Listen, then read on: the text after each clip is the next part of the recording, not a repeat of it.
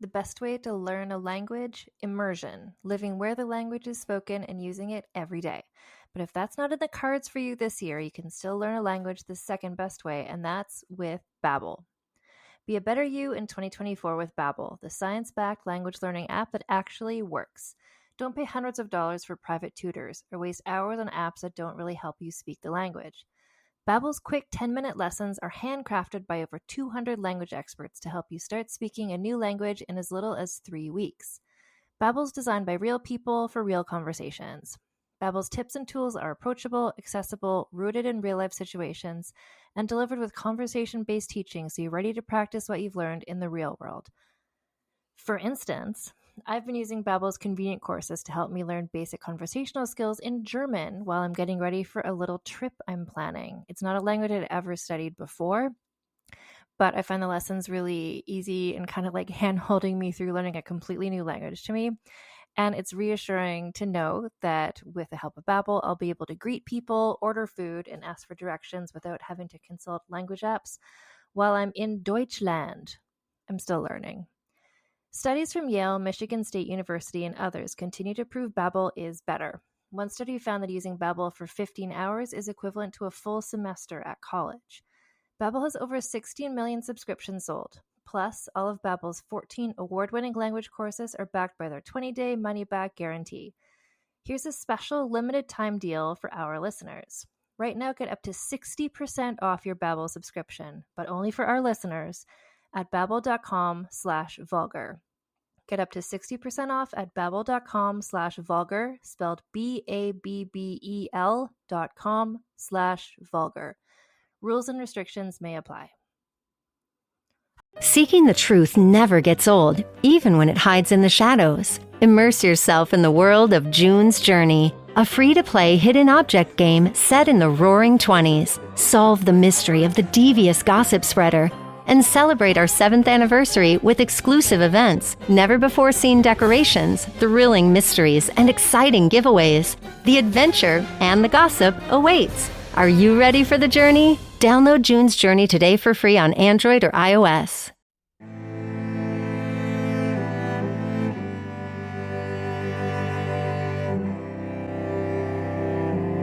Hello, and welcome to Vulgar History, a feminist women's history comedy podcast. My name is Anne Foster, and this is Season 7 of Vulgar History, and the theme of Season 7 is How do you solve a problem like Marie Antoinette? And this is where we're looking at various women and other people from the 18th century and all the various revolutions that were happening and rebellions that were going on, the ones you've heard of and the ones you haven't heard of, both people and revolutions and rebellions. So this whole first part of Season 7, it keeps connecting back specifically to the American Revolution. And the American Revolution is really connected to what happened a few years later, which is the French Revolution, and that's how Marie Antoinette met her end. But the way that we do things in Vulgar History is always to look at these world events from the point of view of women and other people who are not necessarily often talked about in context of these events, but who were so affected by it and who were so involved in it, and you just don't know their names. And the person we're talking about this week is a Cherokee woman, an indigenous woman from America named Nanye'hi, often called Nancy Ward, which was another name that she went by. And I really wanted to include an indigenous American woman in this part of this series because when you think about the American Revolution, or when I, previous to doing all this research, thought about the American Revolution, and I'm a Canadian person, so everything I've learned about the American Revolution has just been from like comic strips and memes and just mentions on, I don't know, Sesame Street or whatever. Like what I had gleaned was just, it's always all about the founding fathers themselves. And if and when any women are involved, it's usually the women who are involved with the founding fathers. But there were so many people in America at this time, and a lot of them, like Nanye'hi, did not have the amount of power or influence as these rich white men did. So what were the women of color up to? What were they dealing with? And when we talk about the American Revolution, again, a lot of it that I have just absorbed through living my life as a person in Canada, so much of it comes back to the patriotism, quote unquote, of the American patriots, quote unquote, versus the British people. And it's just kind of like one group of white men versus another group of white men. And where I think the story of Nanye'hi is so important and really helps expand that point of view is like these groups of white men were fighting over land that people already lived on.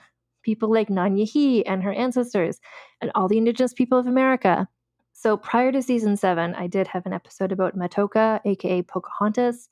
We've also talked about Thenalder, who was a woman from northern Canada, an indigenous woman. And I did those episodes prior to season 7 to kind of get us all prepared for the Nanye'hi story, just to kind of show and to remind us all of who lived on this continent first and how we'll get into this in the story. So I don't want to ruin what we're going to talk about with Nanye'hi, but she and the people who are around her, her family and her friends and her colleagues, like they were just being like, these are all just white men. Like to them, it's like, whether it's the American patriots versus the British people versus the French, like they're like, these are all just white people to us. Like the arguments that they're having amongst each other were so devastating to the Cherokee and to other indigenous people. But anyway, so just kind of turning the lens around, like what did this whole situation look like from her point of view? So this week, we're going to be talking about Nanye'hi, aka Nancy Ward, and let's get into it.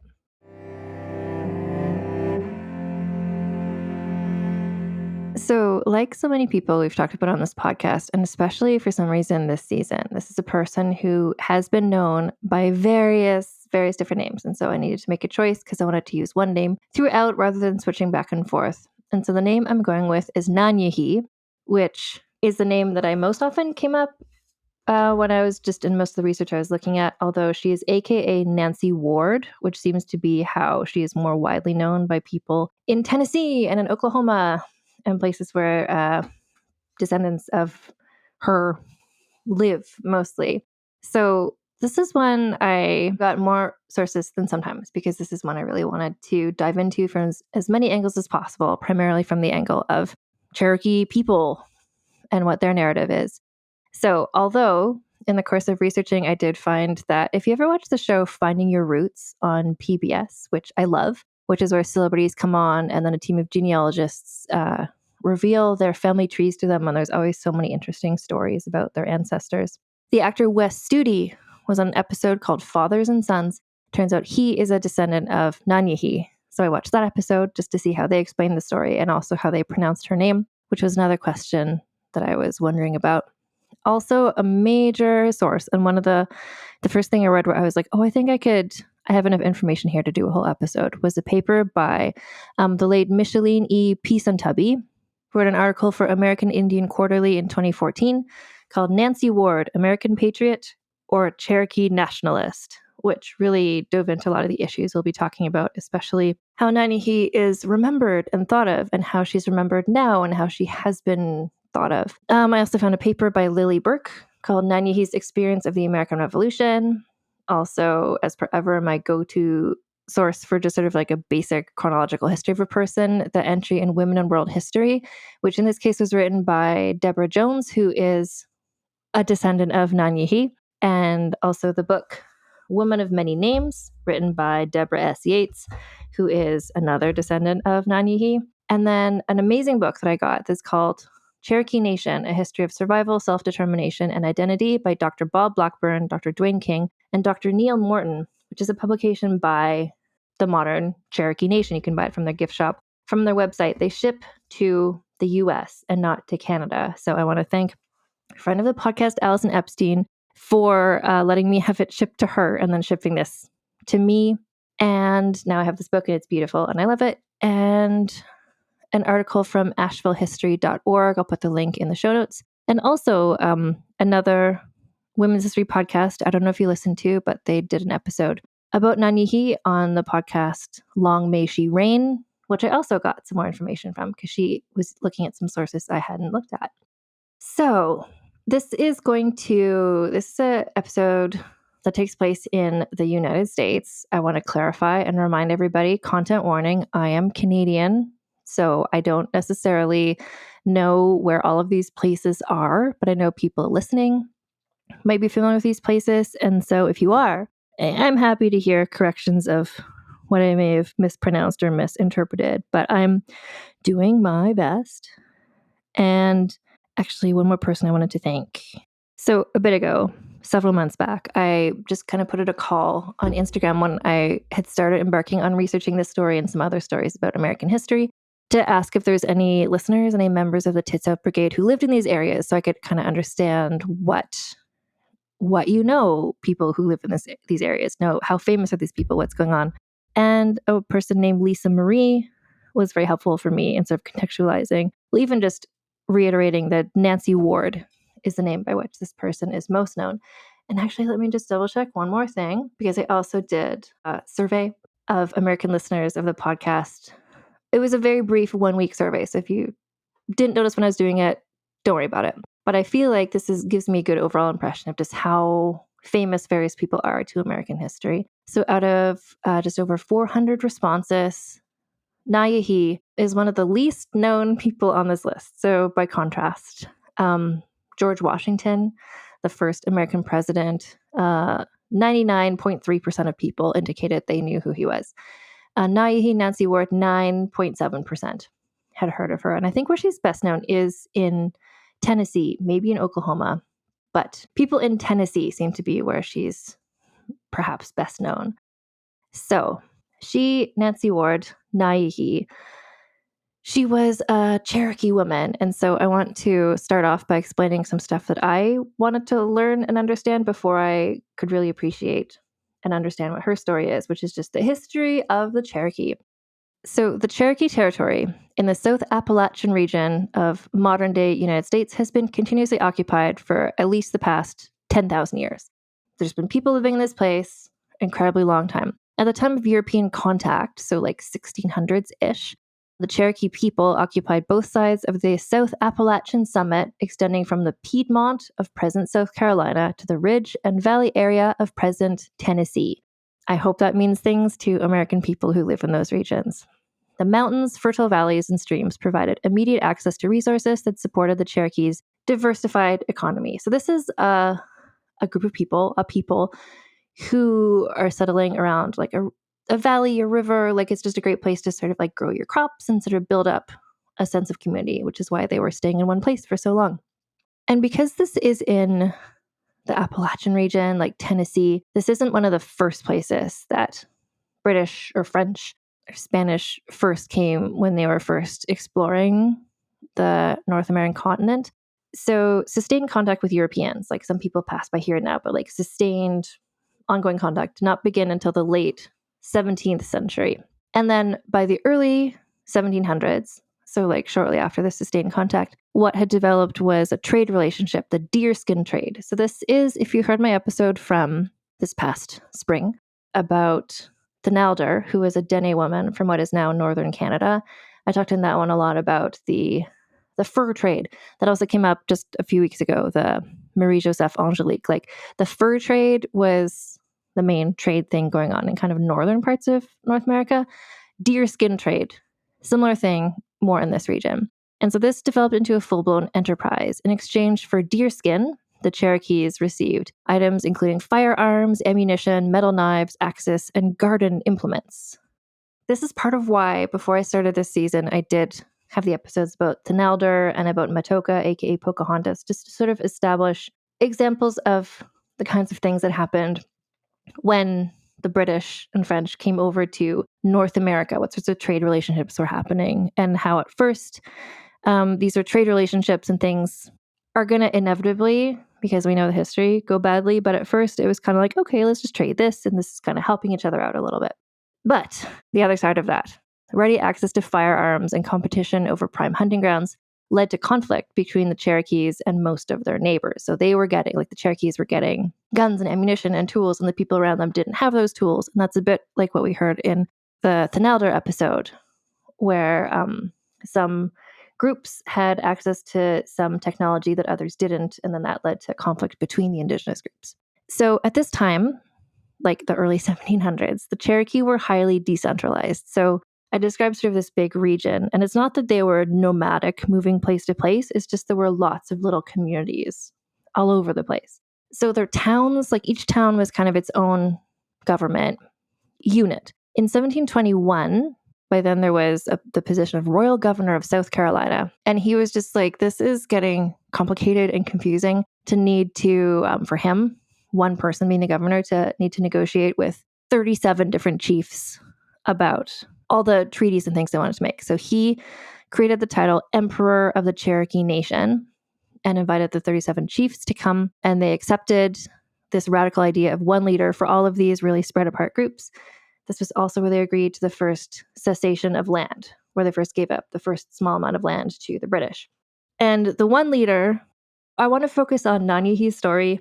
There's a lot of other history going on, and I really, really recommend the book Cherokee Nation, A History of Survival, Self-Determination, and Identity, because it gets into a lot of the other people involved in the story. But effectively, ultimately what turned out is that the one leader wound up being this guy called Moitoi, who was Nanye'hi's grandfather. And then, so this is the early 1700s, a delegation of 7 Cherokee chiefs. So Moitoi didn't go himself, but he sent his son, who is Nanye'hi's uncle, who is a really, really major important figure in Cherokee history called Atakulakula, went on his behalf. And so these 7 chiefs went to England to sort of further this agreement, because this is like decades before American Revolution era. This is where the British were in control in terms of the colonial stuff. So this is the Cherokee were making this treaty with the British. And so Atakulakula and 6 other chiefs went over to England and signed a treaty. At this point, the King of England was King George II, who is the father of King George III, who is the one from Queen Charlotte, a Bridgerton story, Farmer George. So it's his dad. And when they came over, I mean, this language pops up a lot, like the sort of paternalizing, sort of speaking about the Cherokee and other indigenous groups, like as though they were less smart, as though they were sort of children. He literally calls King George expressed love for his Cherokee, quote, children as their father, and he proclaimed a chain of friendship between the 2 nations. He overtly expressed his intent that the Cherokee should live where they please and that South Carolingians should trade with them. I mean, we'll see this a lot. Like, you can say a lot of things in a treaty, and then we'll see what people actually do. This agreement also bound the Cherokee to return captured enslaved people in exchange for guns. Critically, it bound the Cherokee to fight against any group, native or white, which threatened the British settlements. So it was really just them being like, I don't know if this is exactly the same thing, but in Game of Thrones, they're always like, I will not bend the knee. Like, this is them saying, like, we will be on your team. Like, they're bending the knee. So they promised that if any group, other indigenous people or other white people threatened the British settlements, the Cherokee would defend on Team Britain. And they said they would prevent any other group or nation from living among them. They did all this stuff in England and then came back, and they found that many of the towns were angry with this agreement. I mean, understandably, it had been at least 37 different towns, each with their own leader. Then they became all under one leader. And then within 10 years, like, that leader went to England and made this deal, and maybe that works for his group. But any sort of organization, like, there's always dissent, and there always was dissent in this whole story. Just, it was hard to get everybody all on the same page. So I found it interesting that it was 7 chiefs who went to England. And I presume that's partially because to the Cherokee, 7 is a sacred number. There are 7 clans: the bird, deer, wolf, longhair, wild potato, blue, and paint clans, from which all Cherokees descend through their mother's lineage. It's a culture, and that, I don't know if that necessarily means it's a matriarchal culture. I guess it does, like, literally, like, whatever clan your mother is in, that's what you then become. The main character of today's episode, Nanye'hi, was a member of the Wolf Clan. And so I was reading up about, what does that mean? What does that mean? So the Wolf Clan was noted, and I presume still is, for its healers. Women of the Wolf Clan had knowledge of plant medicine, and with the aid of the wolf, could diagnose and treat the sick. In traditional Cherokee life, in times of war and also in times of peace, women held the power of life and death. So again, it's a culture of really strong, important women. As a member of the Wolf Clan, Nanye'hi inherited a legacy of helping captives during times of war. Prayers used to assist captives may once have been the exclusive possession of the Wolf Clan. These were clan responsibilities. And it's interesting, too, in the episode of Finding Your Roots, where Wes Studi is informed that Nanye'hi is one of his descendants, and he reads some quotes that she wrote. He says something like, I didn't write down exactly what West Studi said, but he said something just like, oh, this is like a powerful woman, a strong woman. And he's like, that's what the culture was like that I grew up among, like the Cherokee people he grew up with. Still, the sense of like the powerful matriarchs seems like it's still a thing within that society. So Nanye'hi herself, like having laid that sort of background information, she was born in 1738. So in terms of Native American Indigenous people of North America, we've talked about on the podcast, this was 142 years after the birth of Matoka, aka Pocahontas. British people had been in North America for effectively 142 years by now. Like this is just, it's happening. It's not new. Like they're still figuring out what it's going to mean, but it's for generations, this has been happening. This is also 41 years after the birth of the Nelder in northern Canada and 50 years before the birth of Sacagawea, who we've also talked about on the podcast. And I mentioned that partially because we're going to get around to this and why this happens, but Nanye'hi is sometimes referred to as Tennessee's Pocahontas. The Nelder I've seen referred to as like Canada's Pocahontas, or people compare Sacagawea and Pocahontas. Like Sacagawea and Pocahontas' stories are very much, and we've talked about them on the podcast before, but they're very much defined by the white colonial man who they acted partially as translators for, and also who kidnapped and ultimately were responsible for their seeming deaths.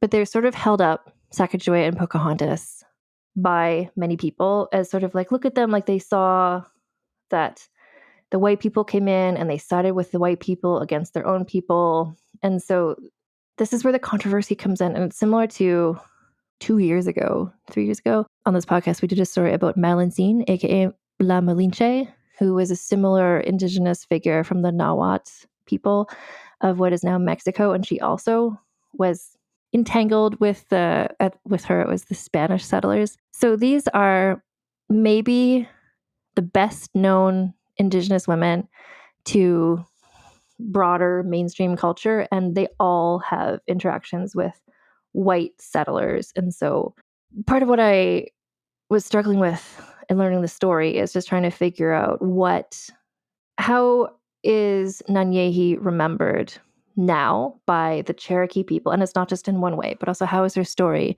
celebrated and by who and what are their goals? So, but just in terms of the spread, like these things weren't all happening simultaneously. Matoka is 142 years before this.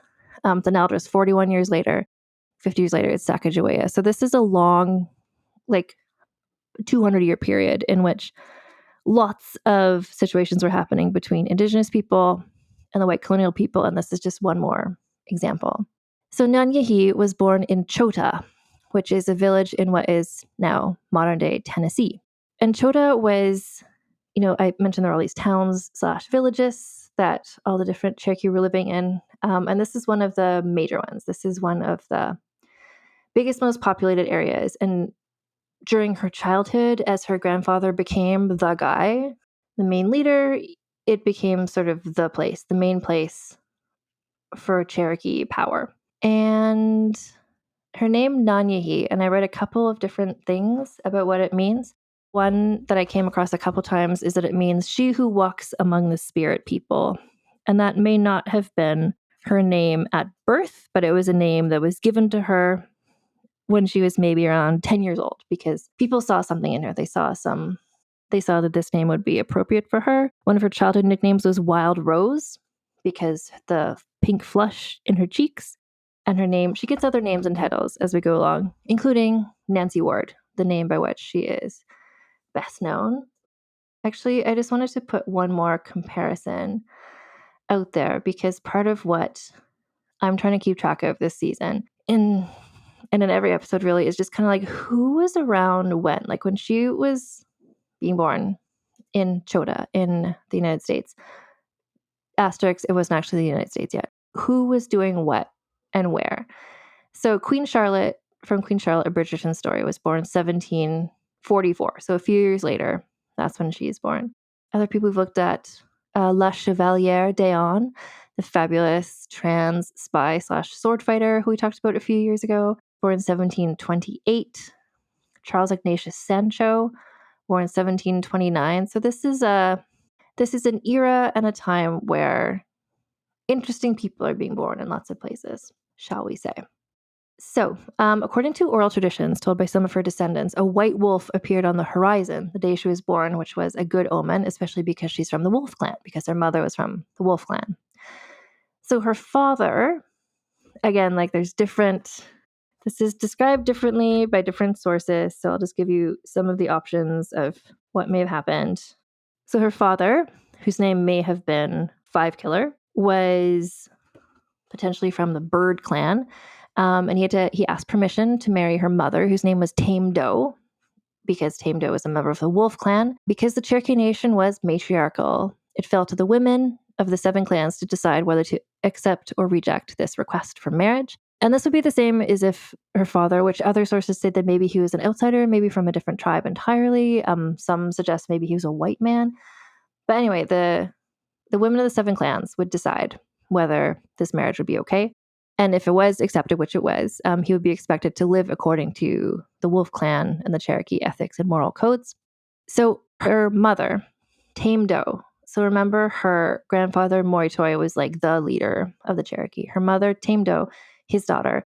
Her uncle, Atakulakula, was also a high-ranking leader. He's such an interesting person. I had a lot more about him in this, but we got to stick to our topic because episodes can only be so long. But I really encourage you, if you're interested, to read up about him. There's a lot written about Atakulakula.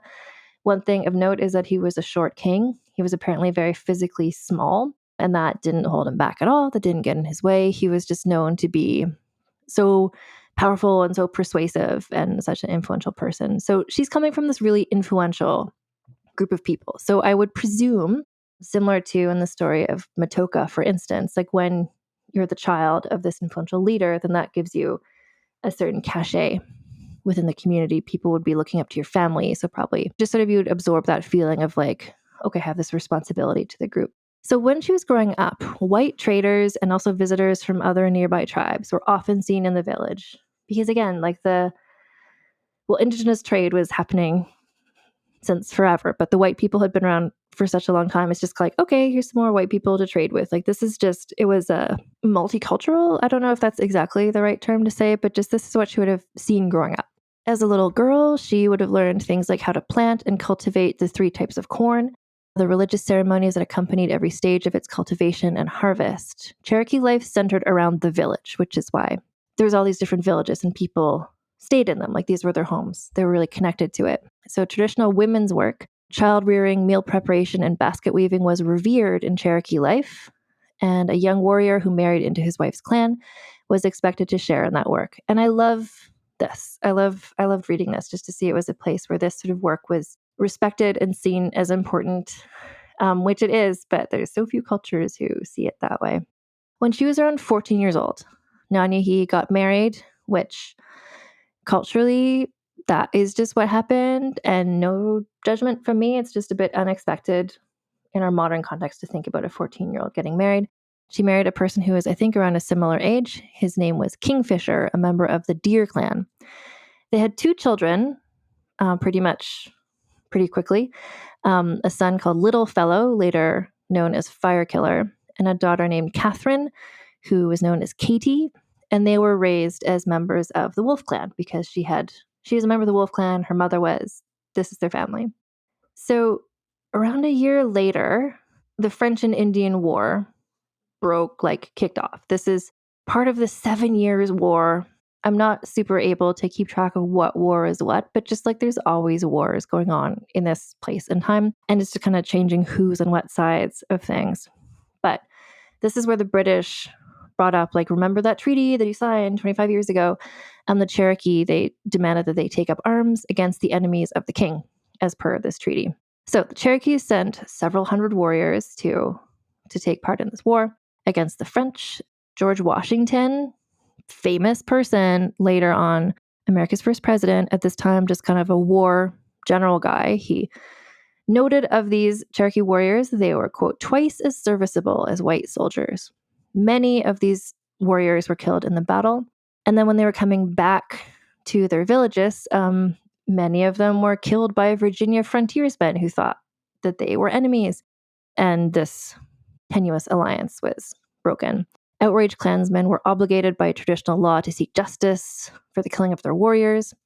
And this led to yet more skirmishes, more war between the Cherokee and the British colonial armies. And so during this sequence of battles, the Cherokee lost crops, lots of people died, and finally, the Cherokee agreed to give up large portions of their land in order to stop these invasions, in order to stop this massacre of their people and their crops and their villages. At around the same time, the Cherokee were also still at war with the Creek Indians, who were another nearby tribe, like who they had just been rivals with, I guess.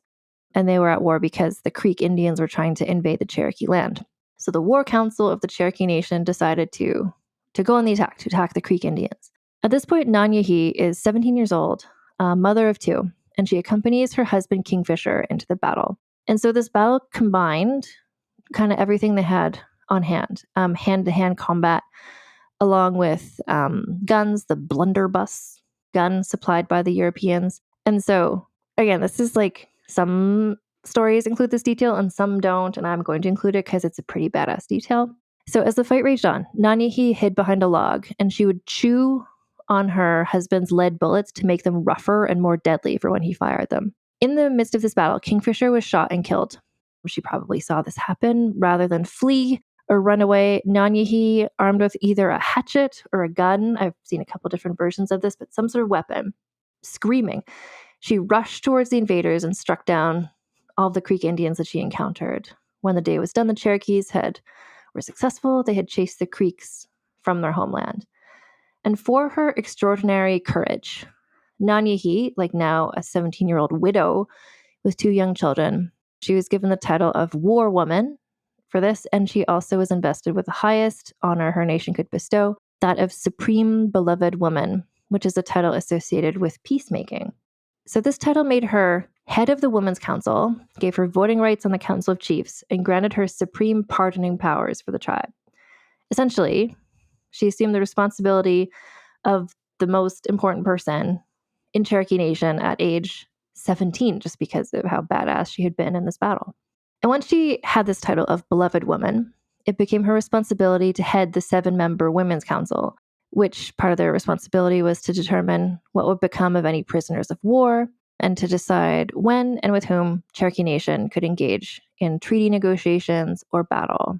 What did she look like? There's no portraits of her. There are some portraits of some other Cherokee people living at the same time, but none of them are her.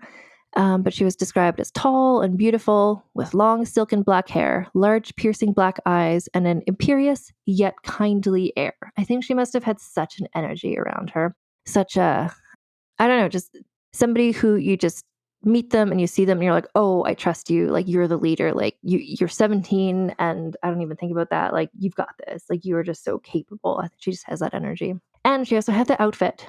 So as a beloved woman, she would have worn white deerskin leggings adorned with small tortoise shells and freshwater pearls. And she carried a swan's wing as an emblem of her authority, which is beautiful to think about, this like white vision.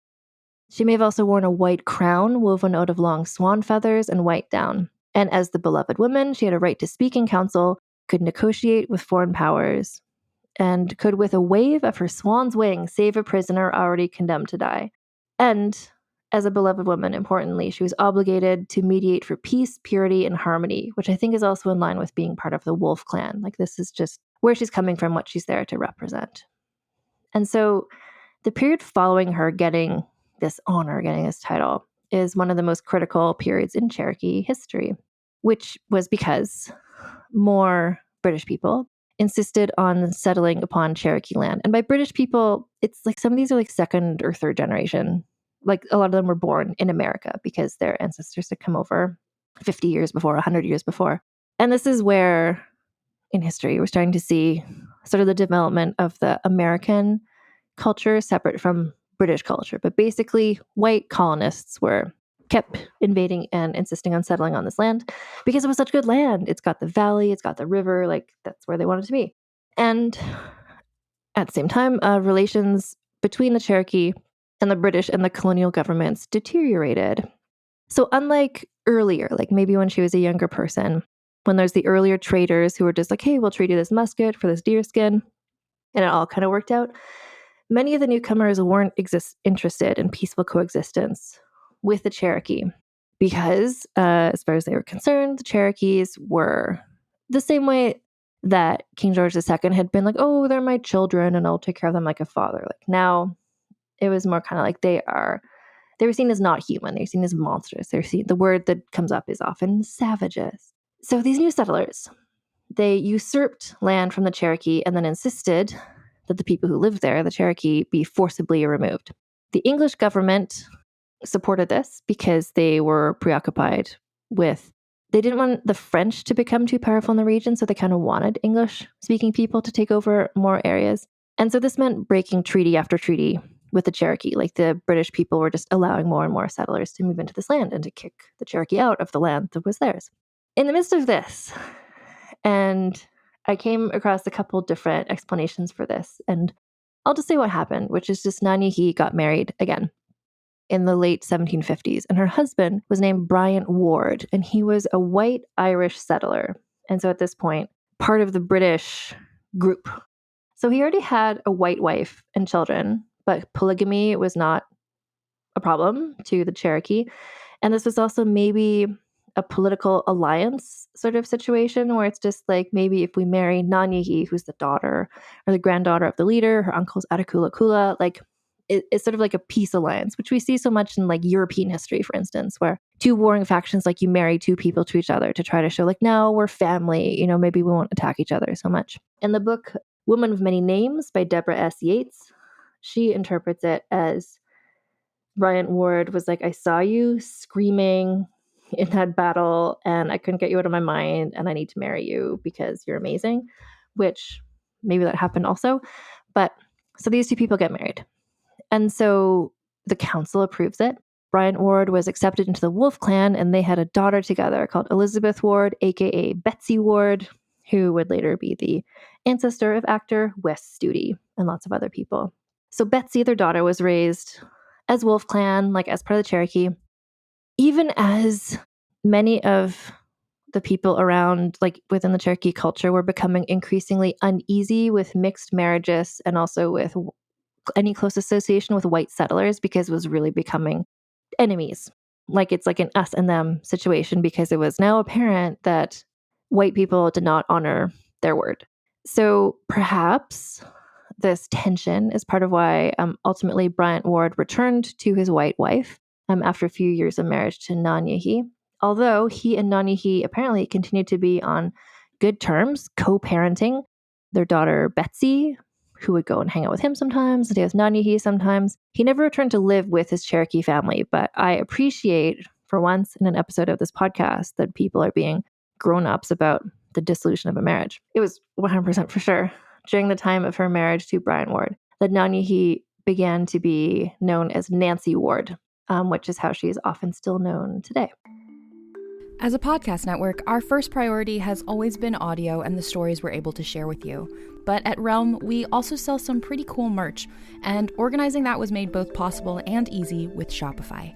When you think about successful businesses like Aloe or Allbirds or Skims, an often overlooked secret is the business behind the business that makes selling and, for shoppers, buying simple. For millions of businesses, that business is Shopify. That's because nobody does selling better than Shopify. It's the home of the #1 checkout on the planet. And the not-so-secret secret that's definitely worth talking about is that Shop Pay boosts conversions up to 50%. That's more happy customers and way more sales going. If you're hoping to grow your business, your commerce platform better be ready to sell wherever your customers are scrolling or strolling, on the web, in your store, in their feed, and everywhere in between. Businesses that sell more, sell on Shopify. Upgrade your business and get the same checkout we use with Shopify. Sign up for your $1 per month trial period at shopify.com/realm, all lowercase. Go to shopify.com/realm to upgrade your selling today. Shopify.com/realm.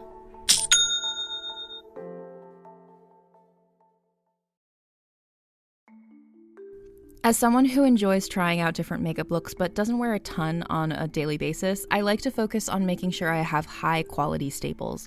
And regardless of your makeup routine, you've probably seen Thrive Cosmetics Viral Tubing Mascara.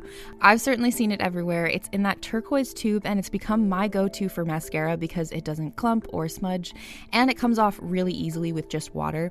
So that mascara, along with all of Thrive Cosmetics beauty products, are certified 100% vegan and cruelty-free. Their bestsellers have thousands of 5-star reviews, and it's easy to see why. Their products are great. I love a multi-purpose makeup product, and their brilliant eye brightener is perfect to use as eyeliner, eyeshadow, even highlighter. I'd recommend using shade Stella for that. They all have a shimmer, and Stella is this really pretty champagne color that looks great on a variety of skin tones. Something I also didn't know from all the mascara videos I saw is that for every product sold, Thrive Cosmetics donates either that same product, another product that's needed more, or a monetary donation towards 8 major causes, including those impacted by cancer, domestic abuse, and veteran and education organizations. So refresh your everyday look with Thrive Cosmetics. It's beauty that gives back. Right now, you can get an exclusive 20% off your first order at thrivecosmetics.com/thrive. That's Thrive Cosmetics, CAUSEMETICS.com/thrive for 20% off your first order.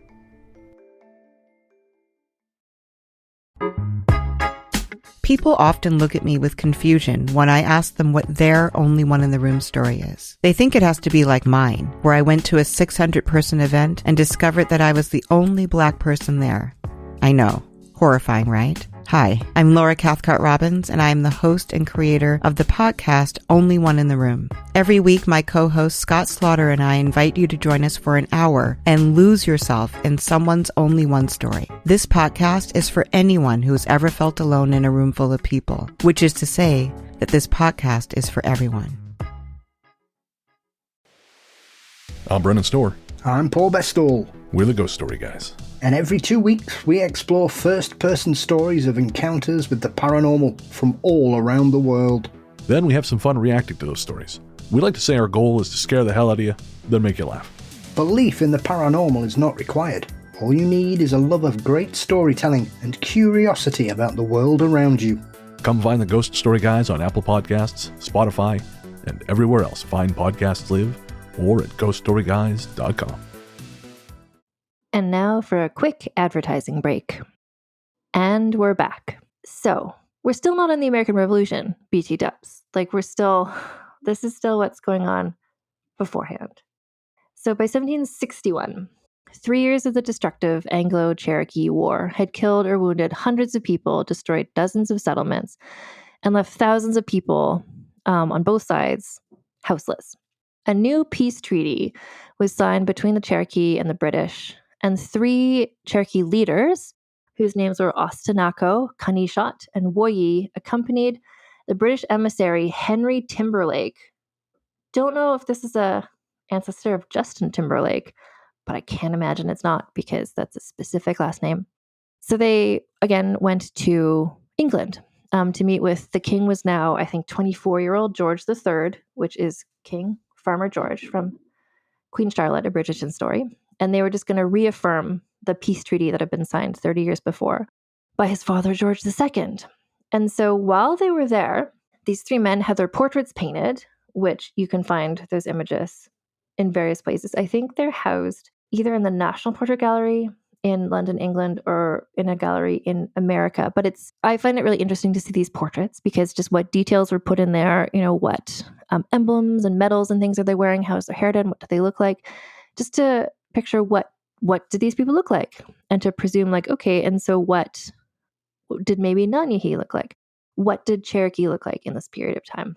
Anyway, while they were there, they also met Queen Charlotte from Queen Charlotte, a Bridgerton story, who was 9 months pregnant when they arrived. And they were there for a few months, which meant that they were present and took part in the festivities celebrating the birth of Queen Charlotte's first child, who later King George IV, aka the husband of Caroline of Brunswick, aka Prinny, who is a person who throughout, and you're going to hear this other times in this season, too many times in this season of episodes, I'm researching anything, and suddenly Prinny is just like a jump scare. I feel like I'm being rickrolled every time Prinny shows up in a story. Anyway, so interestingly, these three guys were in town during his birth. So the Cherokee reaffirming their commitment to the British, but like not all the Cherokee agreed with this, but their leadership was. And they also, the Cherokee, were aware of what was going on around them, which included that there was these lines being drawn between people loyal to Britain and to the American patriots. And I like the description of this. Oh, I forget which book it was from, but one of my sources said, war between whites who spoke the same language seemed incomprehensible to the Cherokees. And I like that description because they had seen, the English versus the French and things like that. But just to see, like, to them, what difference is there between British loyalists and American patriots? They all look the same. They probably all have the same accent. How can you tell if they're one side or the other? And they're like, these two sides are at war with each other? These two sides who are both against us? Like, the priority for the Cherokee in this was to maintain trade relations, protect their land. And so the revolution was like, it kicked off in 1776 with the Declaration of Independence, I think. But like clearly things were headed towards this sort of war between the British loyalists and the American patriot white people. To the Cherokee, they were like, kind of doesn't matter to us who wins this revolution, because they were sovereign. Like the Cherokee Nation was sovereign. Like whoever won this, they were like, doesn't affect us really. Like this is just an issue between these two groups. What did affect them was trade. And so they wanted to make sure that they were on the side that would be most advantageous for them in trade. And so most Cherokee chose to side with the British in the situation. But again, there's like tension and arguments within the tribe itself. For instance, Nanye'hi's cousin, Dragging Canoe, who I need to tell you the story quickly, why he's called Dragging Canoe. He's the son of Atakulakula. And he, as a young boy, he wanted to go with his dad and with the other men on like different trips they were taking. And they're like, okay, you can come with us, but you have to carry your own canoe. And he was such a little kid, he couldn't carry the canoe. But he was so determined to join them, he ended up dragging the canoe and going with them. And that's why he's called Dragging Canoe. Anyway, he's also a really notable figure in Cherokee history. You can read up about him some more. He was at odds with what the leaders thought a lot of the time. He did not want to side with the British. He felt that this was a threat and the Cherokee should do more attacking, basically. Nanye'hi, member of the Wolf Clan, a beloved woman, she advocated for neutrality during this revolution, because she hoped that remaining neutral would allow the Cherokee to establish good relationships with both the colonists and the British, which would then defend them against abuse from either one. And if this neutrality was kind of the position taken over by the Cherokee, it would not matter who won the war because both sides would see them as a potential ally.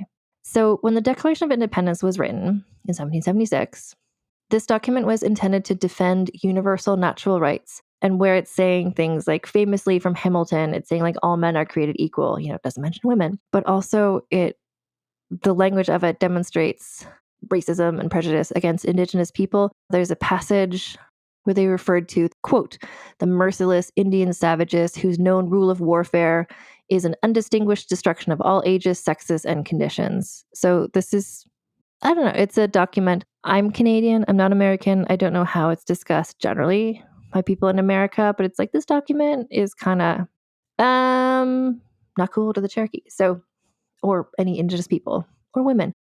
So the authors of the Declaration of Independence also use the phrase, quote, our frontiers, like defining America as belonging to them, to white people, which meant they were disregarding native claims to the land. And so in this immediately pre-revolution, early revolution time, like these beliefs and sentiments that the white people deserved the land, that it was their land, were so strong that there was just not at all even the possibility of coexisting peacefully with the Cherokee and with other Indigenous tribes. Nanye'hi and other peacemakers were hoping to remain neutral, but you can't be neutral when all the white people view their presence, like just being there at all, as a major problem. This same month as the signing of the Declaration of Independence, so there was a violent encounter between the British and the Cherokee, and so the tribe was being attacked had no choice but to fight back. So they brought it to the Council of Chiefs, who voted unanimously for war, including Nanye'hi. They're just like, yeah, we have to. We can't be peaceful in this situation. Like, we have to defend ourselves. What happened next is part of what is most famous about the story of Nanye'hi. And I'll tell you what happened, and you can interpret it as you will. But I will note the traditional Cherokee moral code absolutely forbade the killing of women and children in war scenarios. So what she did supports the notion that she was observing this ethical tradition. So this battle is happening where the Cherokee had agreed that they were going to attack this British settlement. And so women and children had mostly, they knew this was happening, and so they had fled, so they wouldn't be there at the time, except for there was a woman named Lydia Bean who was captured by the Cherokee warriors. A boy named Samuel Moore was also captured at the same time, and he was apparently tortured to death. So it's unclear why the two of them were being treated a bit differently. Part of it could be that Samuel Moore was in the fort when the Cherokee laid siege to it, and Lydia Bean was kind of like already running away. But also the boy, as a male, was subject to retaliation for the death of Cherokee warriors. Lydia Bean was captured as she was making her way toward the fort, so she wasn't actually involved in the actual confrontation. So what seems to have happened is that Samuel Moore, the boy, was killed, and then the Cherokee warriors were preparing to kill and or torture Lydia Bean, and the Nanye'hi intervened. She popped in with her swan's wing, the symbol of her office, and insisted that Lydia be freed. She said, quote, "No woman shall be burned at the stake while I am the beloved woman." So it's possible, like one of the questions is like, well, why did she save Lydia Bean and not the boy? But it seems like potentially the boy was already dead when she arrived. As a beloved woman, she chose to protect Lydia Bean's life. And so part of this is the ethical duty, like as being part of Wolf Clan, like that she was the beloved woman. She's able to make these decisions on behalf of everybody else, who to save and to protect life and to women shouldn't be killed. And all those sorts of things are all wrapped up in this decision.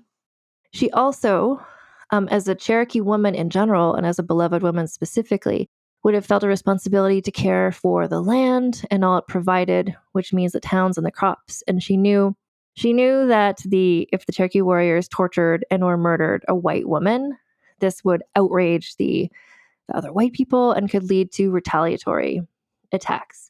She knew that the only way to facilitate a potential peace talk was if she demonstrated goodwill by protecting Lydia Bean. So they listened to her because she's the beloved woman. And so she came in with her swan wing and they're like, okay. So rather than immediately returning Lydia Bean to her people, Nanye'hi kept her with her in Chota. So given the hostilities, this is possibly it was too dangerous for Lydia Bean to travel in this really tense situation.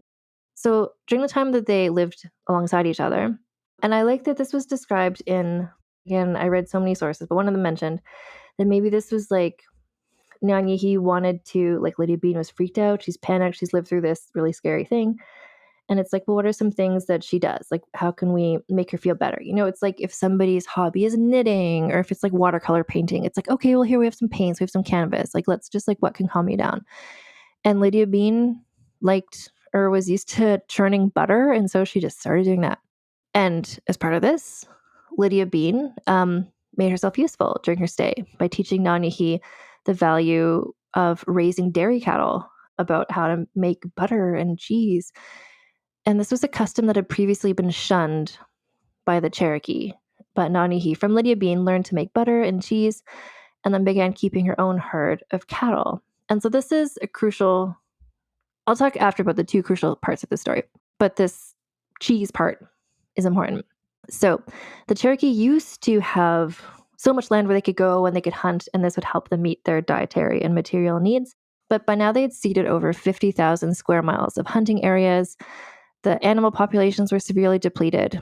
And because of these ongoing wars, they could no longer count on the British like trading with them to get food and goods. Nanye'hi, like through her friendship with Lydia Bean, she learned, okay, this is an alternative protein source. Cows, like we can get milk and cheese for protein, but also like this will be a familiar food like beef for white people. Like this could make them feel welcome if we're inviting them for dinner. This could be a potential trade item. And in this way, she found a way to sustain the Cherokee economy that had been inextricably, like they could no longer go back to before the British were there. Like they had to have an economy that was based on things that British people wanted to trade. And cows and dairy products were it. So the two crucial things here are that she saved Lydia Bean and that she introduced dairy cow stuff to the Cherokee. So the cow stuff like kind of saved and helped revive the population and helped them to continue on in the absence of the previous lifestyle, the previous things they're able to eat and hunt. The Lydia Bean thing gets really complicated. Some people present it as sort of like the myth of Matoka, aka Pocahontas, throwing herself on John Smith to save him. Like it's sort of shown as like Nanye'hi choosing white people over the Cherokee. Crucial difference here between what you might imagine is like a woman who sides with the white people against her own people versus what she actually was doing is she was always advocating for peace. She was always advocating to continue the ethical traditions of the Cherokee, which are like, let's not kill women, let's not intentionally antagonize people. And she also crucially was not just doing this on her own. Like the way that the Matoka story is told incorrectly suggests that Pocahontas, aka Matoka, went off on her own independently of the rest of her tribe to side with the white people, which isn't true, but you can listen to my whole episode about that. And here, I think when people talk about Nanye'hi, it's like the Tennessee's Pocahontas. It's like, look at her. She's like protecting the white people against her own tribe. And yeah, the warriors who were Cherokee people, who were her tribe, were prepared to kill Lydia Bean. But Nanye'hi wasn't representing just herself. Like she came in there with the authority of being the beloved woman, of speaking for the Women's Council. And when she said, save her, like free her, they did because they listened to her. Like she wasn't doing this on her own. She wasn't doing it against the wishes of all of her culture. During this era of just constant war between the colonists and the Cherokee, I mean, we see that what she did by saving Lydia Bean and then by also providing a warning to the white colonists, which is another thing she did, she heard that they were going to be attacked and she told them so that they could have a chance to leave. Her village was spared for counterattack. So she was correct in the sense of like by doing these actions, like she would save the land, she would save her village, at least for now. But this initial Cherokee raid started a full-scale war, which lasted for the next 3 years between the Cherokee and the American colonists.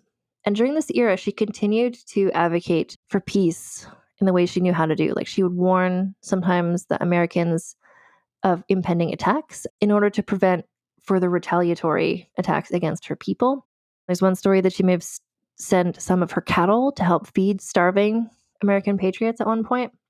And again, like in these acts, she was not working independently. She wasn't working against what the other Cherokee were doing. It's not like every single other person was like, yeah, let's attack. And she's like, I'm going to sneak these cows over here. Like there was division within this large group of people, the Cherokee Nation. And she was representing everyone else with her point of view. Like there's different points of view here. She wasn't just doing this herself. She spoke on behalf of a large number of people who trusted her as a leader. In 1778, her uncle Atakulakula died, leaving Nanye'hi as one of the only remaining Cherokee leaders interested in reaching a negotiated peace treaty with the increasingly shitty white people. But even her beliefs were tested in 1780 when the British attacked her beloved village of Chota, burning it to the ground. So she and her family lost all of their positions, and she and her family, like her children and her extended family, they're all taken prisoners by the same, like to her, like the same white settlers she had previously been helping, that she had befriended. So she was released pretty soon after this, but the destruction of Chota, like her beloved hometown, the heart of the Cherokee Nation, devastated her. So for the first time since assuming the position of beloved woman, she broke all ties with her white friends and allies. She went into seclusion for a year, even halting trade with the white settlers, which was a dramatic step because trade had become a necessary element in the Cherokee economy. She saw how things were going and she knew that this, like, what a time to be a leader, honestly, and to be still like a young woman with young children. So, and again, the Cherokees were divided on issues of war. Many warriors, like her cousin Dragging Canoe, wanted to drive the white people from the land, regardless of the Cherokee moral code that honored harmony above all else. Others, weary of the fighting and bloodshed, decided the best course would be to just like peace out, leave this land, move west, start new somewhere over. But everyone agreed it was becoming impossible to behave in an honorable way with people who constantly broke the word. Like these treaties, like how many treaties were there and how many, like 100% of them were broken by the white people. And so Nanye'hi was just like, what are we going to do? And then she got word that the English, the British, some of the sources, I will say, use the word English a lot. And by that, sometimes it means like white people and sometimes it means like British people. And I know there are listeners in other, right? So the British Isles, it's like today. Or then, it's like England is different from Scotland, is different from Wales. Northern Ireland sometimes involved. So sometimes I'll say English, but I'm going to try to always say British because a lot of these people were Scottish or Welsh or Irish as well. Anyway, these guys, the white people, wanted to negotiate another peace treaty.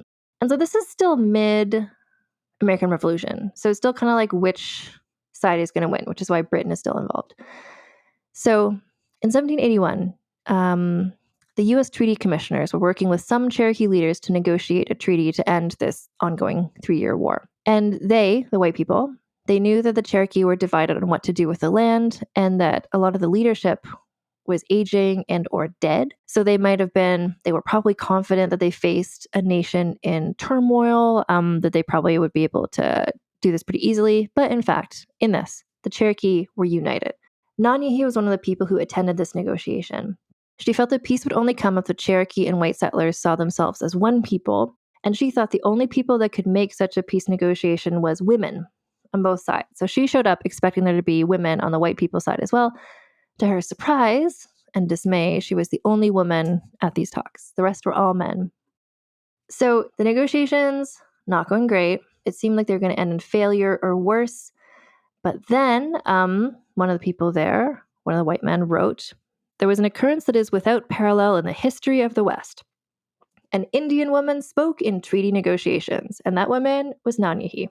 So she rose and said, quote, 'We are your mothers, you are our sons.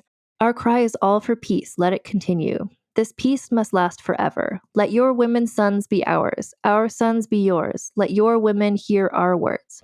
And so just having a woman speak freaked out all of the men in general, but also her words were so powerful. So in response, this had an emotional effect on the men, and the white men promised to respect the peace if the Cherokees likewise remained peaceful. So this speech influenced the negotiations in a fundamental way because the resulting treaty from this meeting was one of the few where settlers made no further demand for Cherokee land. And then her life is just kind of like being this kind of diplomat, ambassador, speech-giving, amazing woman. So 1785, the Treaty of Hopewell. This is after the American Revolution has ended. The Americans have won. The British have left. And so this is the first treaty between the Cherokee and the newly founded United States of America. Again, Nanye'hi accompanied the chief. And this was the meeting where they were formally informed the Americans had formed their own nation. And she made a dramatic plea for continued peace. At the close of the ceremonies, she invited the commissioners to smoke her peace pipe, wistfully hoping to bear more children to people the Cherokee Nation. She looked to the protection of Congress to prevent future disturbances. She just wanted to be able to raise her family for everyone to just live and thrive and not be at war all the time. She said, quote, she hoped the chain of friendship will never more be broken. And although the commissioners promised that all settlers would leave Cherokee lands within 6 months, the white people ignored this treaty, which forced the Cherokees to give up yet more land. During this set of peace talks, so again, was this sort of a diplomatic scenario marriage. Nanye'hi's daughter, Betsy, got married to General Joseph Martin, who also had another white wife, but polygamy, not a big deal to the Cherokee people, although Joseph Martin's family and friends were like, don't you already have a wife? What's happening? So during the 1790s, Nanye'hi is growing older, and she's AKA Nancy Ward. In her later years, she became known as Granny Ward. And a lot of people still speak of her now as our grandmother, the matriarch of the whole nation. Her Cherokee grandchildren called her Nani, but Granny Ward was her American nickname in later life. And part of this is because she started taking in and providing for orphan children. At the same time, she had lived such an eventful life, so much life-changing stuff had happened during her whole life so far. And she was observing these changes taking place within the Cherokee Nation itself, as they, by necessity, adopted the same sort of commercial agricultural lifestyle of the nearby settlers, because that's just kind of how you needed to be to like get on in this world that they were now living in. So the system of governance also was changing within the Cherokee Nation itself. Like they wanted to, so the old system was like clan loyalty, like wolf clan and tribe loyalty. The new Cherokee government provided no place for the role of a beloved woman. This is how and why she is the last beloved woman of Cherokee Nation. So treaty negotiations with white people, like basically like there had been all these treaties, but they no longer even applied because the white people kept expanding where they wanted to be. They kept moving west even more. So the Cherokees were forced further into the Tennessee Valley because the white people were pushing them that way. Resistance on the part of the Cherokee was becoming impossible because they were increasingly outnumbered by white people, but also because of outbreaks of smallpox had decimated the population. 1817, the remaining Cherokee Council had to decide, once again, the fate of its nation. Nanye'hi was too old and too ill to attend, but she sent a message to the people there, urging the council to do whatever it must to hang on to the remaining Cherokee land, even if that meant certain death. So we see how her philosophy and her thoughts and how it changed based on just life events and what was happening. Because initially she started off being like, yes, like we're going to have these negotiations, like she's neutrality and peace. And now she's just like, fuck these white people, fuck this all. Basically, she said it much more politely. So she wrote, quote, Cherokee mothers do not wish to go to an unknown country. We raised you on the land we now have. Some of our children wish to go over the Mississippi, but this act would be like destroying your mothers. We beg of you not to part with any more of our land, but keep it for our growing children, for it was the goodwill of our Creator to place us there. But her wish did not happen. In 1819, the Cherokees could no longer resist the white invaders. So the Hiwassee Purchase took Nanye'hi's property, so in Chota, forcing her to move to a village called Woman Killer Fort, where she opened an inn on the federal road running through Cherokee Nation. And this is where she kept raising Cherokee orphans. And then her son, Five Killer, cared for her in her final years. So in these final years, like she is still going. She's still passionate about her people and about the land and like just still being a leader. And at this point, like what she wants more than anything is just for people not to give up any more land. Cherokee oral history says that in her last years, Nanye'hi repeatedly had a vision showing a great line of people marching on foot, mothers with babies in their arms, fathers with small children on their back, grandmothers and grandfathers with large bundles on their back. They were marching west, and the white soldiers were behind them. They left a trail of corpses, the weak, the sick who could not survive the journey. And this vision accurately predicted what would happen 7 years later when the United States government forcibly displaced approximately 60,000 indigenous people. Over the course of 20 years, they ethnically cleansed, like aka genocide, thousands more in what is now known as the Trail of Tears, as the Cherokee and other groups were forced to make their way to, quote, Indian territory in what is mainly now modern-day Oklahoma. So Nanye'hi died in 1822. Because of the changing tribal structure, no other woman was appointed to take her place as beloved woman, so she's the last Cherokee to hold this title. Legend has it when she died, a light rose from her body, fluttered like a bird around the room, and flew out the door. She and her son, Five Killer, are buried at the top of a hill, not far from the site of the inn where she lived, south of present-day Benton, Tennessee. The complex reputation of Nanye'hi, aka Nancy Ward. I'm going to quote from the late Micheline E. Pisantabi, who wrote this article about her. So, because there's this thing about, did she side with the white people? Was she a heroine to white people? Like, did she betray the Cherokee? And it's really similar to the discussions of Matoka and of Malancine. But here's what Micheline Pisantabi wrote, quote, in her efforts to prevent bloodshed, Nanye'hi earned accolades from Cherokee and white Americans alike. To the Cherokee, she was a well-respected, honored leader and culture bearer. To white American settlers, she was a friend and ally who protected them from Cherokee warriors. She became known as the Cherokee Rose, or White Rose, or Wild Rose, the Pocahontas of the West, and a Cherokee princess and prophetess by those who believed her to be the constant friend to the American pioneer.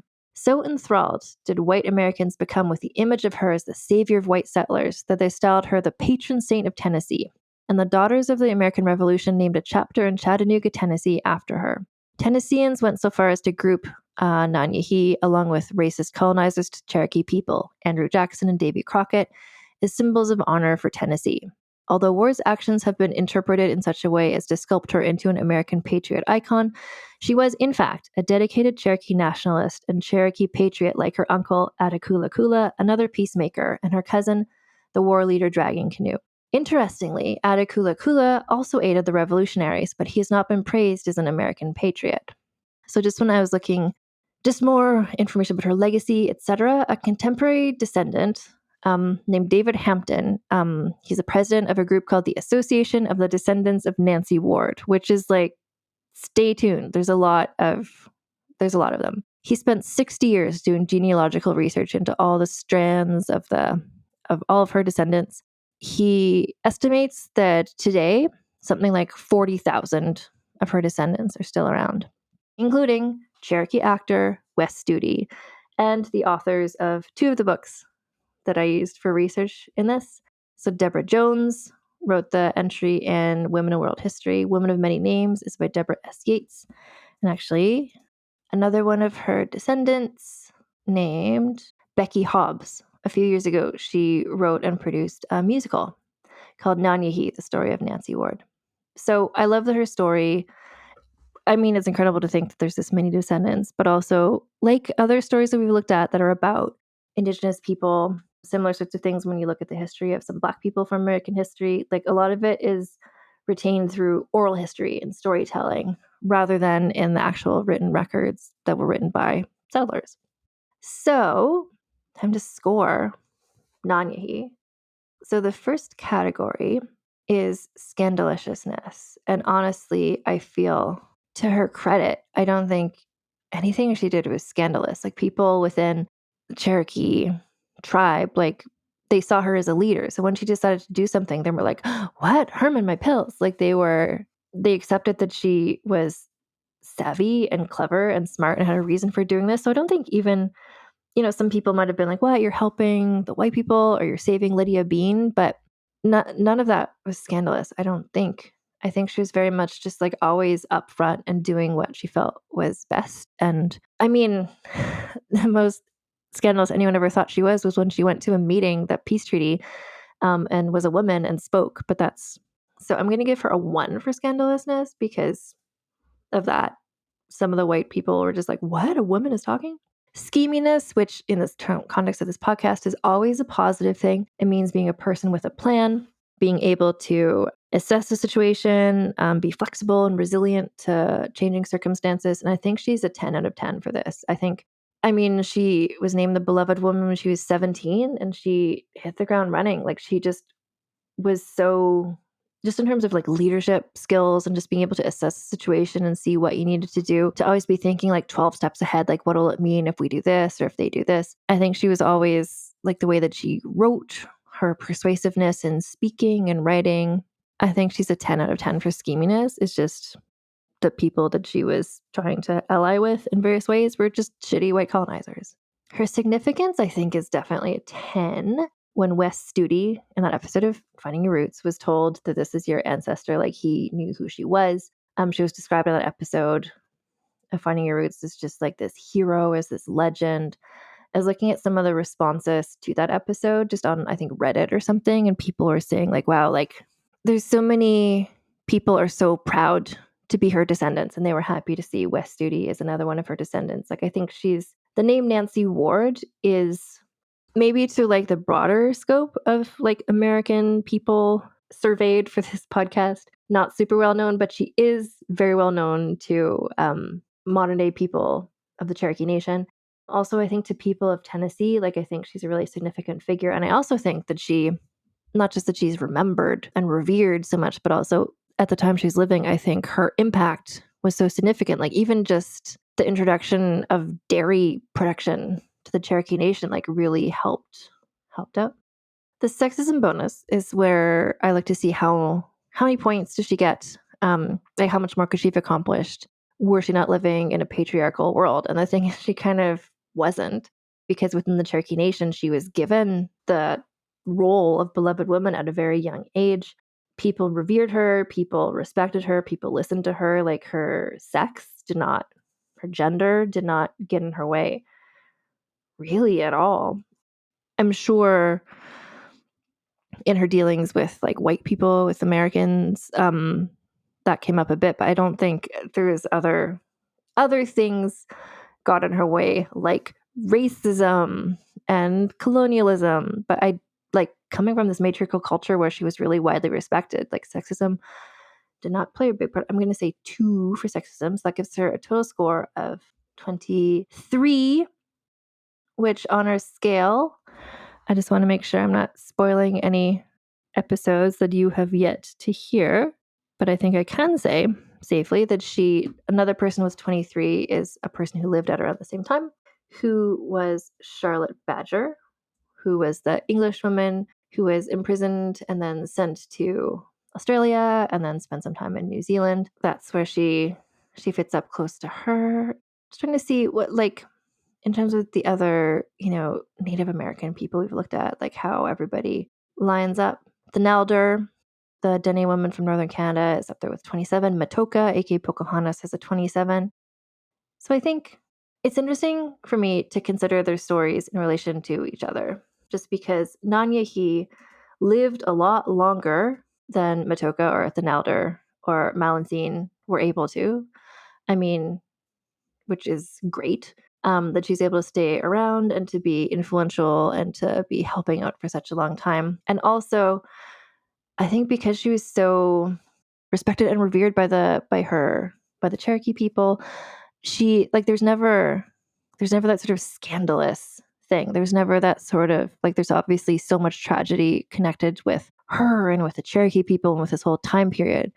And for her, it's a different narrative. And that's always important for me to have her story as part of the season, but also to have sort of paved the way for this with our looking at Matoka and Thenelder and Malancine, just to kind of show the different, and the Sacagawea episode we had, like looking at the different ways that Indigenous women interacted with the early American settlers and just how the stories all kind of turn out differently. That's Nanye'hi. I found this story. It was one of the more complex ones for me to research because I really wanted to try and approach the story from the Cherokee point of view. And a lot of the things, especially online when you're looking up about her, it's just like Nancy Ward, an American patriotic hero. She sided with the white people. Isn't she great? And I'm just like, what is the actual story? So it took a while to track down the resources that were able to tell the story the way I wanted to. That's Nanye'hi, Nancy Ward.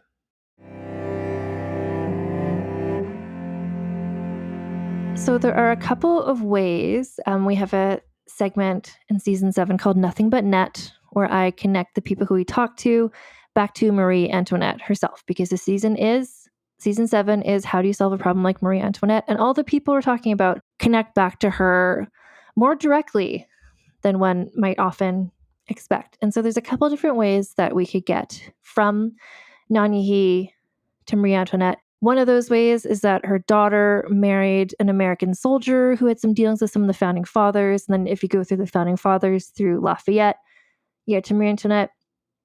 But the most direct way that I could find, so Cherokee leaders named Ostenaco, Kanishat, and Woyi traveled to London, England in 1762 as a peace delegation. Nanye'hi knew most of, if not all of these men, because they were from the Cherokee culture. They would have been people who she would have known, or her family would have known them. So while they were in London, this peace delegation of Cherokee people met Queen Charlotte from Queen Charlotte, A Bridgerton Story. And Queen Charlotte from Queen Charlotte, A Bridgerton Story was pen pals. She and Marie Antoinette wrote letters back and forth a lot. So if we connect Nanye'hi to these leaders who went to England, to Queen Charlotte, to Marie Antoinette, that is 3 degrees of separation between these two people. And we're seeing some sort of crucial in-between people in some of these stories, like Lafayette. The Marquis de Lafayette is someone who connects the American Revolutionary founding father social circle over to Marie Antoinette, but then also the British royal family, interestingly, like Queen Charlotte because she was pen pals with Marie Antoinette, like that connects some people back and forth as well. So it just kind of shows how no one that we're talking about this season is, so far, I don't think anyone's any further than 3 degrees of separation from Marie Antoinette herself. So next week, we're going to continue on with this American revolutionary point of view. And we're going to be talking about a woman who, at one point, I described all the episodes in this season 7, part 1. They're all either an Act 2 Cowboy Carter by Beyonce episode, which are just kind of like episodes where it's really like, I would describe this as one of those that are sort of like getting into the complex history of America from the point of view of women of color. And then some of the episodes are That's That Me Espresso episodes, or More Shoes episodes, where it's just kind of like a young woman who's just like having a nice time. And next week it starts off with a More Shoes, That's That Me Espresso episode, and it's about an American young woman who I find very compelling, and her life does take a turn, but we'll talk about that all next week. In the meantime, I'm Ann Foster. This is Vulgar History. If you want to get more of my voice, you can support the podcast on Patreon. So if you go to patreon.com/AnnFosterWriter, there's no E on Ann, by the way. So that's a place where you can go to get, first of all, ad-free access and early access to all new episodes of Vulgar History, as well as ad-free access to old episodes. So basically, you just get you can set up a new feed there if you listen on Spotify or Apple Podcasts or whatever, where you can get the ad-free stream. So when you join the Patreon for at least $1 a month, that's what you get. And then if you join the Patreon at $5 or more a month, you get the early ad-free access, as well as a rich back catalog of bonus episodes that I've recorded. So I have a couple different series that I have on there for the Patreons at $5 or more. There's Vulgar Piece Theater, where I talk about costume dramas with friends of the podcast, Allison Epstein and Lana Johnson. I also have episodes on there called So This Asshole, where I talk about various men from history who are terrible. And then I also have the after show, where sometimes when I have a guest on the podcast and I just want to keep talking to them, I just bring them on the after show to talk more. And you can get access to all of those bonus episodes by joining the Patreon at $5 or more a month. You can also just join the Patreon for free, frankly. Just become a free member, because I do post shit there, pictures and news articles and just things that are on my mind lately. It's sort of similar to what you see if you follow me on Instagram, where I'm on Instagram at Vulgar History Pod. But the difference is that my Instagram stuff doesn't always reach people who are following me. And I assume if people follow me on Instagram, they want to see what I'm talking about. So anyway, I've been posting more of that on Patreon. So again, patreon.com/AnnFosterWriter. Join for free, join for money. You do you. And we also have a wonderful brand partner who is Common Era Jewelry. So this is a small business. I'm all about supporting small businesses, women-owned businesses, and this is a company that could not vibe more with the whole Vulgar History scenario. So what they do is they make beautiful jewelry, necklaces and rings inspired by women and other people from classical mythology as well as from history. So we're looking at people from mythology, like from Greek and Roman mythology, like Hecate is there, Artemis is there, I think, Athena, people like that, as well as figures from classical writing, like Clytemnestra is there, and then also actual women from history. So Boudica, Cleopatra, Agrippina. The most recent person that she has there is Anne Boleyn. You can get the Anne Boleyn beautiful necklace, which I have. There's also rings. It's all great. She literally has a collection called Difficult Women, which is about women who in history, who like now, when women stand up for themselves and what they want and set boundaries, people call them difficult. And so it's just celebrating women like that from history and from mythology. And Vulgar History listeners can always get 15% off all items from Common Era by going to commonera.com/vulgar or using code VULGAR at checkout. And if you want to get Vulgar History merchandise, including the recently released Peg Plunkett designed by Karen Moynihan, you can find Vulgar History merch in 2 different places. If you're in the US of A, then I recommend going to vulgarhistory.com/store. That takes you to our little TeePublic store. And there's a whole bunch of designs. You can choose what you want to put the design on, a t-shirt or a mug or a sticker or a pin or a tote bag or whatever. And if you live not in the US, if you live literally anywhere else, including Canada, I would recommend going to vulgarhistory.redbubble.com because the shipping is better there for people who are not in the US of A. Oh, and we also have other season 7 designs that are up there. We have a Public Universal Friend design that just says, "The friend hath need of these things," which was Public Universal Friend's iconic cult leader adjacent catchphrase. And if you have ideas for more merch, let me know. You can send me a DM on Instagram at vulgarhistorypod. You can also fill out the form at vulgarhistory.com, which sends an email to me with your comments or thoughts or whatever. And also, if you want to read words I write, well, I'm writing a book, but that's not available for a while. But also, I do have a Substack, which is just vulgarhistory.substack.com, and that's where I've been posting weekly essays. I'm writing about women of the Tudor era, and that's all free, and you just go to vulgarhistory.substack.com to get that information on. And next week, more American history. And until then, my friends, keep your pants on and your tits out. Vulgar History is researched, written, and hosted by Ann Foster. That's me. The editor is Christina Lumagi. Theme music is by the Severn Duo. The Vulgar History Show image is by Deborah Wong. Transcripts are written by Aveline Malik. Find transcripts of recent episodes at vulgarhistory.com.